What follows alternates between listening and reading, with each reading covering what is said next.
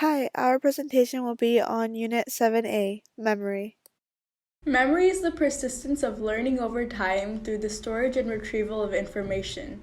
We form memory by encoding, putting the information into the memory system, storage, how information is maintained in the memory system, and retrieval, accessing information in the memory system through recall and recognition. Do you ever look at someone and wonder what is going on inside their head? Richard Atkinson and Richard Schifrin propose that there are three ways in which we form memories. The first step involves our brain registering incoming information called sensory information. We hold this information in our short-term memory bin for it to be later encoded. It can hold up to 5 to 9 things briefly if the information is not rehearsed, meaning repeated over time. This information is then moved into our long-term memory, where it stays in our memories longer and is thus more accessible if called upon. There are two exceptions to Addison's and Schifrin's theory, because some information skips and goes directly into long-term memory, and because of our working memory. Our working memory highlights incoming stimuli that is seen as novel and important. In other words, our brain shines a spotlight on important information, like when we take in main ideas from a block of information, like a textbook. Other examples are remembering teachers' instructions, recalling the rules to a game, or completing other tasks that involved actively calling up important information. Encoding, getting information in. When we encode, we either do so purposely through effortful processing or unconsciously in automatic processing. Effortful processing is encoding that requires attention and conscious effort, therefore it lasts much longer in the memory system.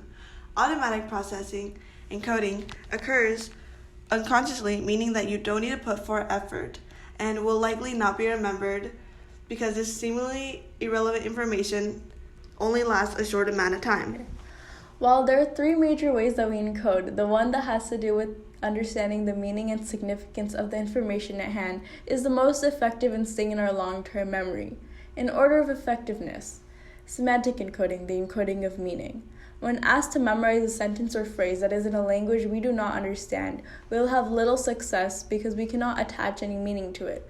But if it is in our native language, it'll stay in our memories much longer. Acoustic encoding. Acoustic encoding, the encoding of sound, especially words. Echoic memory is a form of sensory memory where one can recall words and sounds within 3 to 4 seconds after a monetary stimulus takes place, even if attention was pointed elsewhere. This means that we are also able to recall auditory information well, though not as well as semantic. Visual encoding, the encoding of picture images. Iconic memory is a form of sensory memory where one can recall visual stimuli for a few tenths of a second after it is shown, making it the least effective below acoustic and semantic encoding. Imagery is a mnemonic device, meaning a technique that helps individuals remember information that paints mental pictures in order to aid in effortful processing. To make encoding more manageable, people often organize ideas into smaller units, often automatically. This is a process known as chunking. Storage, retaining information, physical representation of memory in the brain. Long-term potentiation, LTP, is an increase in synapse firing said to be associated with learning and memory. Since we recall information not from one area but from many areas in our brain, LTP demonstrates that when a piece of information is learned, neurons can more easily fire and there will be more neural networks that you can access to retrieve information. Flashbulb memory are memories of emotional significance. They can make their way into long-term memory because of the emotion-triggered hormonal changes that allow them to be significant and therefore more accessible. Explicit memories. Ability to learn something with conscious recall, such as facts and personally experienced events. Implicit memories. Ability to learn something without conscious recall, such as motor and cognitive skills in classical conditioning. The hippocampus is a neural center that serves as a loading dock for explicit memories, such as names and events, before they migrate from storage into other parts of the brain. The cerebellum plays an important role in the storage of implicit memories. Retrieval, getting information out. Retrieval cues. One can create more neural pathways to be able to not only add more to the long-term memory, but to be better able to access memories inside of it through retrieval cues. These retrieval cues include recall, the ability to retrieve stored information; relearning, learning information for the second time, a process typically shorter since we have a recollection of the information; and priming, the activation of particular memory, often unconscious. Priming can also be seen in everyday life as facial expressions influence behavior, advertisements you see to convince you that you need a product, and others. Forgetting. Just because we notice things doesn't mean we encode them. As we get older, we encode information slower.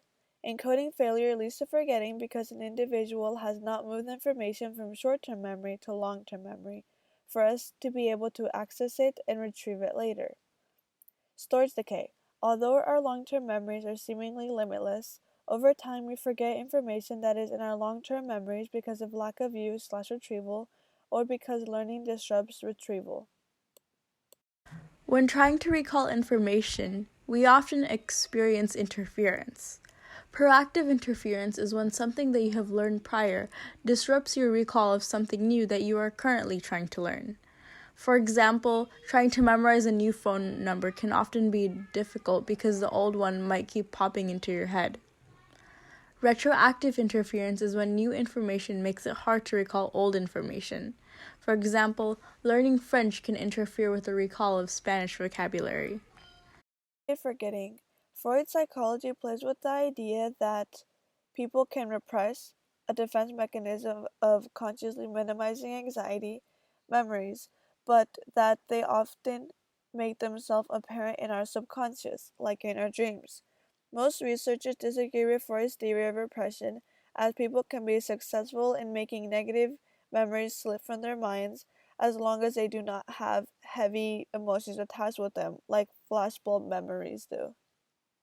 Memory construction. Misinformation and imagination effects.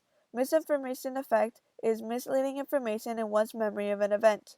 When asked the question, how fast were the cars going when they smashed into each other, the answer typically involves a higher rate of speed than when the question is phrased, how fast were the cars going when they bumped into each other. An example of misinformation effect include alien abduction, rape/sexual harassment cases, and moving tables and seances. While amnesia is defined as the loss of memory, source amnesia is when someone gets information from a source that he or she does not remember, and this often leads to the recipient twisting the information in some way.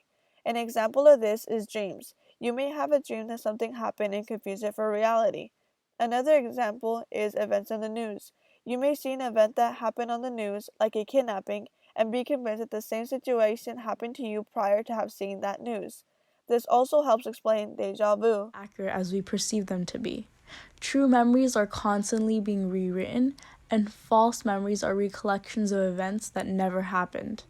For example, as a child, you may remember watching the TV show The Bernstein Bears and remembering its spelling differently than how it is actually spelled. Improving memory, tips and tricks. Study repeatedly using spacing effect and rehearsal. Spacing effect is distributed study or practice time over time to build a better long-term retention of information. Rehearsal is repeating information for it to be encoded into long-term memory. Also, make information meaningful. Make sense of the information by restating it in your own words and connecting it to your own life for it to be better encoded. Understanding information is easier than memorizing it. Also, activate retrieval cues. Allow for the information to be accessible and recreate the context in which you were encoding, meaning the location and headspace you were in. Use mnemonic devices like acronyms, minimize interference, sleep more, and test your knowledge. That concludes our video on Unit 7A, Memory for Myers Psychology. Thanks for watching, and we hope this video helped.